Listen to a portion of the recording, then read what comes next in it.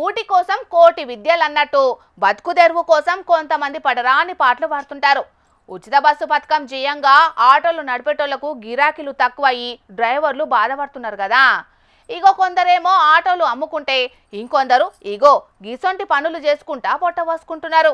ఆగో ఏదో కోటి విద్యలన్నారు, గిరాకీ లేదని ఆటో డ్రైవర్లు ఆగమైతున్నారని చెప్పిండ్రు. గీడ జుత్తే గీ అన్నలేమో చెట్టు కొమ్మలు తెంపి ఆకులు సాఫ్ చేసి పచ్చికట్టె పుల్లలు మూటగడుతున్నారు కదా అని అనుకుంటాండ్రులే.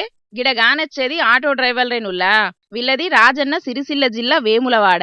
ఫ్రీ బస్సు జెయ్యంగా పైసా పని లేకపోయేటాళ్లకు చెట్టు మీదికెళ్లి బంకదీసి అమ్మే పని చేసుకుంటా 4 రూపాయలు ఎనికేసుకుంటున్నారు గీ అన్నలు. మంచి ముచ్చటే, సర్కారు పథకం జెయ్యంగా బతుకు తెరువు పోయిందని రందిల వాడకుంటా మంచిగ్రమే ముంగటేసుకున్నారు. గా చెట్టు పేరు దులిశని చెట్టట. దాని కొసకొమ్మలకు జిగురు బంక తయారైతది. అగో దాన్నే గీ అన్నలు సేకరిస్తున్నది. చిన్న ముచ్చటేం కాదు, చాలా డేంజర్ పనేనుల్లో ఇది. గీ చెట్టు కొసకొమ్మలకెక్కుడంటే పానాలతోటి శెలగాటమే. ఎందుకంటే పుట్ట ఇరుగుతాయి గీ చెట్టు కొమ్మలు.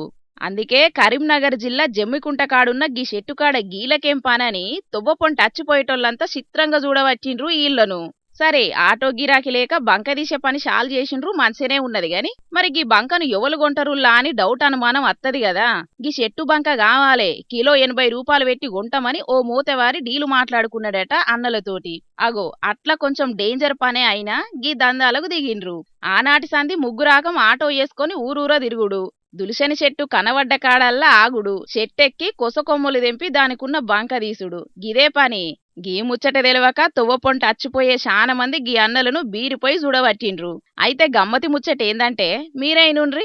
ఇది దుర్సిన చెట్లకు ఉంటుంది. దీని పాలు తయారైతే ఏం తయారైతే తెలియదు. మనకు పని లేదు కాబట్టి ఇది కూడా పని చేసుకోవడం. మేము బయట అమ్ముతాం. ఎవరు కొంటారు? ఎవరన్నా ఉంటారు కదా, ఇప్పుడు మాకు తెలిసిన ఆయన ఉంటాడు కదా, ఆయన తీసుకుపోతాడు. ఆయన దేని పని చేస్తాడో తెలియదు. అమ్ముకుంటాం, ఆయన ఏం చేస్తాడో తెలియదు. 70 రూపాయలు 70 రూపాయలు 100 రూపాయలు దాకా ఉంటుంది. మాకు పని లేదు, ఆటోలు నడుపుతలేదు.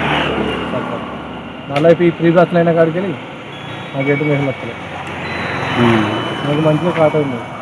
అదన్నట్టు గీ బంకతోటి ఏం చేస్తారో ఈ అన్నలకు తెలియదట. అయినా ఈసొంటి పని దొరుకుడే ఎక్కువ అంటే ఇంకా ఆరాలు తీసి అరుసుకునుడు ఉంటదా?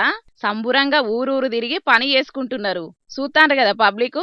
ఉపాయం ఉన్నోళ్ళు ఉపాసం ఉండరు. అది సరేగాని మనలో మన మాటుల్లా గీ బంకను కొంటున్నోళ్ళు దాంతో ఏం చేస్తుండొచ్చు అంటారు? మీకేమన్నా తెలుసేమోనని అడుగుతాన్నాం గంతే.